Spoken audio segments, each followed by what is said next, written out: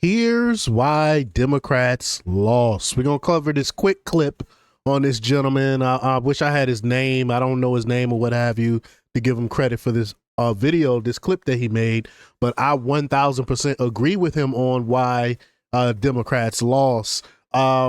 Mainly because they don't know how to govern. They don't do anything that actually help people. They keep talking in all these abstracts and stuff and saying things that really doesn't matter. The average American really don't care about, instead of actually going in and doing something to help people like Trump is doing right now.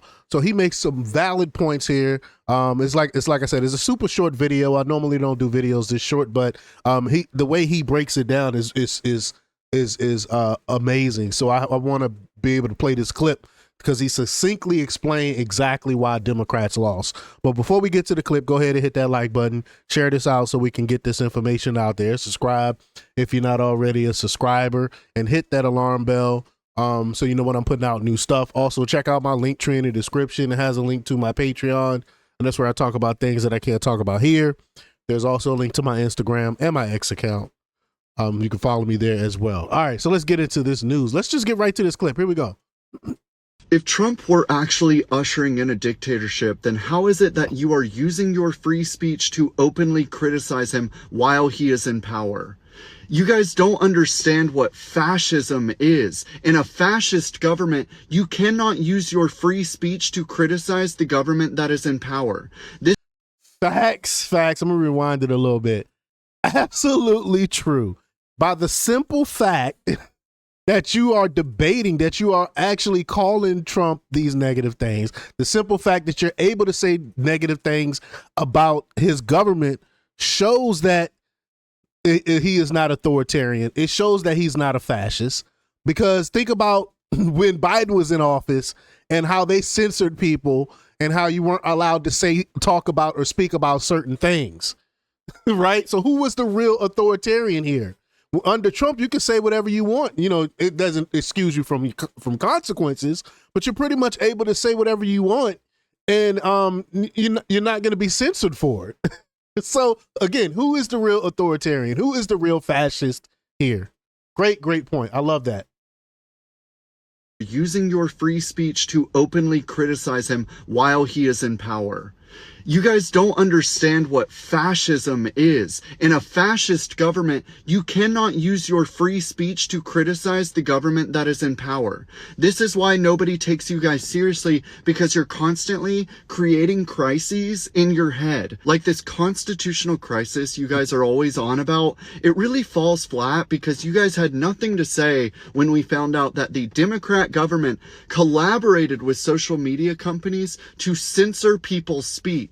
I'm not saying that constitutionality doesn't matter. I'm saying that, first of all, you guys are in no position to criticize the Republicans on constitutionality. But second of all, these things are not priorities for regular people. Most people don't even know any amendments beyond the first and second, and you guys have a terrible reputation of protecting those two.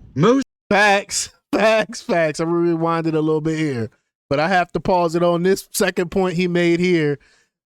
True, most Americans don't know anything beyond the First and Second Amendment, and Democrats' track record on protecting those is horrible. With the First Amendment, free speech, you know, they want censorship. So the Constitution explicitly talks about freedom of speech. And then you got the Second Amendment, which is the right to bear arms.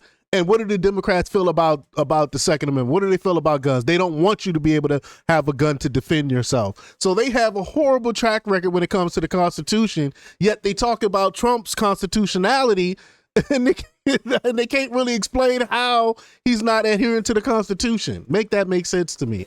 Wow, this dude is making some awesome points, right? To criticize the Republicans on constitutionality.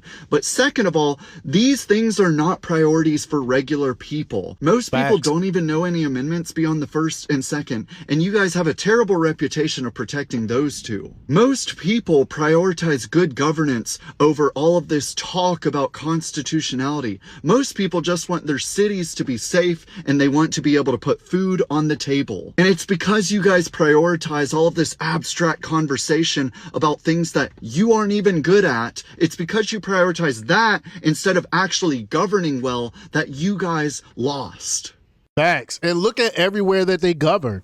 Look at everywhere where Democrats have the majority and they run everything. They run it into the ground. You can't name me one Democrat-led city that's an amazing city. Everyone's thriving. You can't name that. They're hellholes. No one really likes to live in these Democrat hellholes, yet people on the left continue to vote for these same people that ruin their cities. I don't get that.